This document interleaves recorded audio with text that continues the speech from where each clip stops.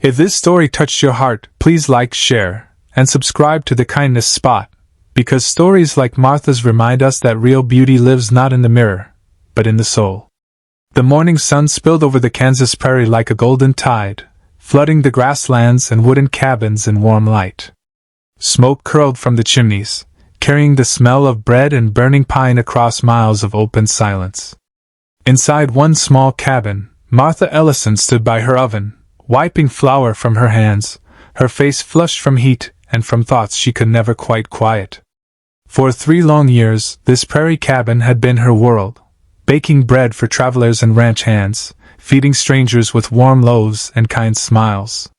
She told herself she was content, that the ache she felt every night wasn't loneliness but exhaustion.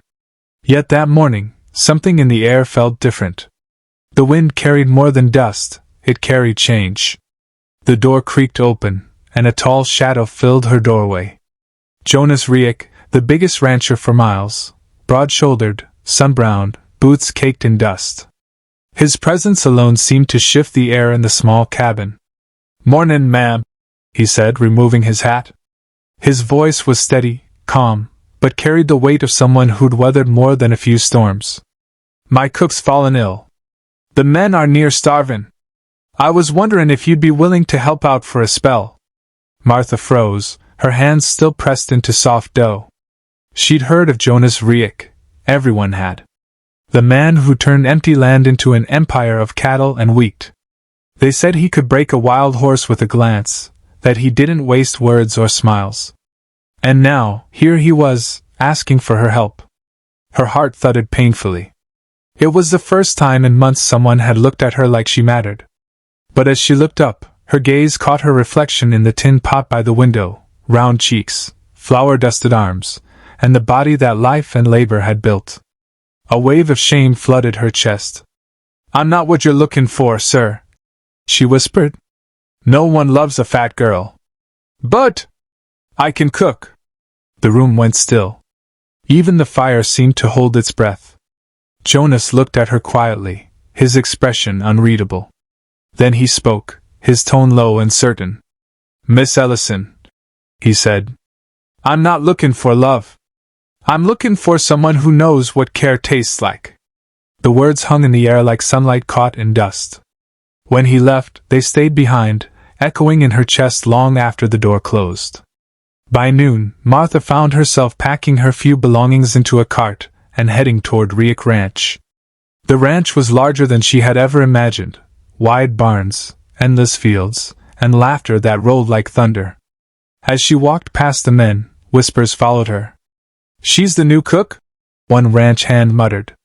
"Looks like she could eat half the kitchen herself." Laughter followed.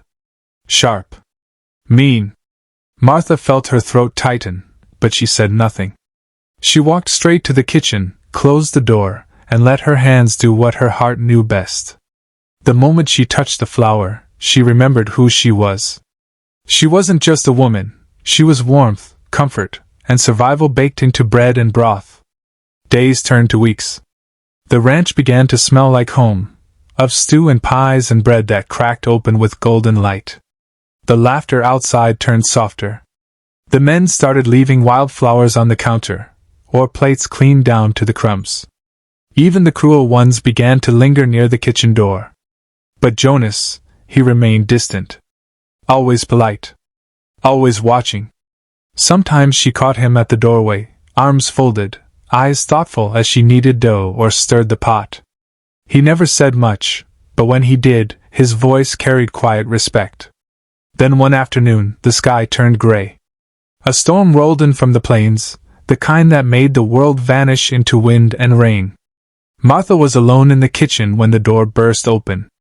Jonas stumbled in, drenched and breathless, a shivering calf in his arms. Without thinking, she ran to help him.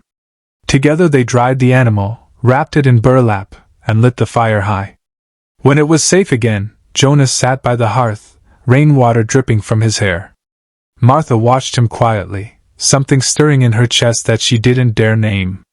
"You shouldn't be out there alone," she said softly. Jonas looked up.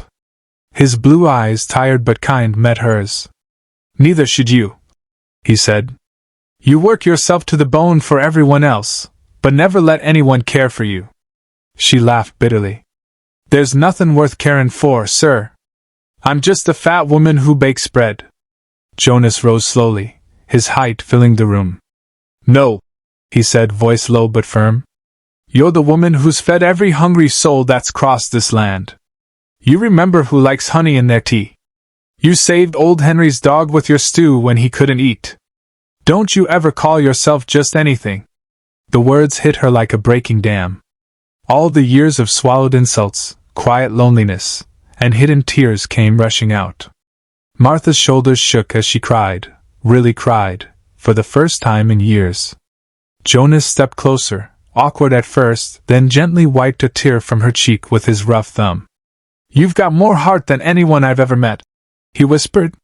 From that day on, something between them shifted, not spoken, but felt in every small moment.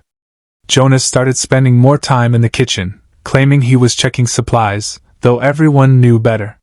He'd help her carry water, stack wood, even peel potatoes with the worst knife in the drawer.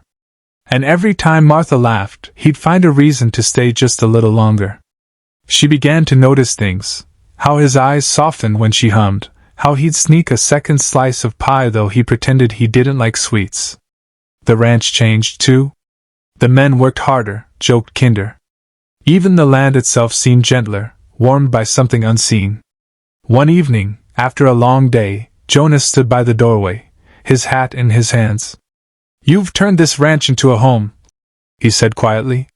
Martha smiled, brushing flour from her apron. "Just doing my job, sir." He hesitated, as if there were more words on his tongue that he couldn't quite let loose. Then he nodded and left.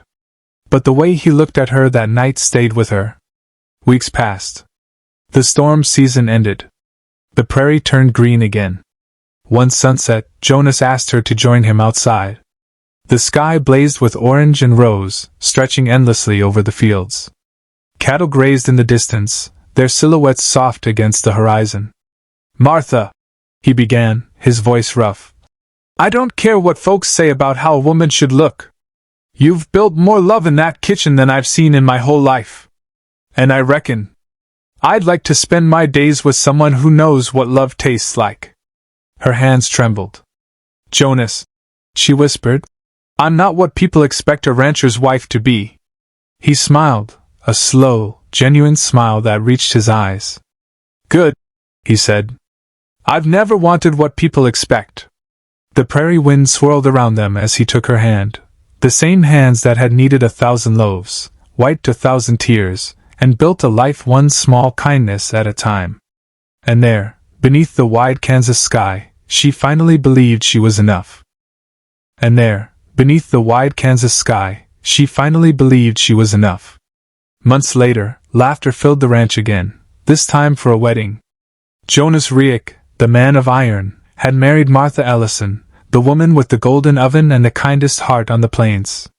The ranch hands teased, of course. "Boss married the cook," they'd laugh. But Jonas would just grin, throw an arm around Martha's shoulders, and say, "Best decision I ever made.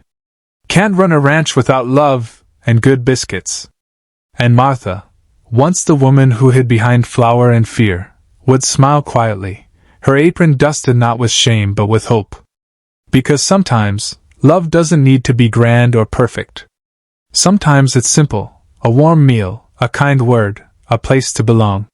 And in that kitchen, where bread rose and hearts healed, Martha Ellison finally found hers.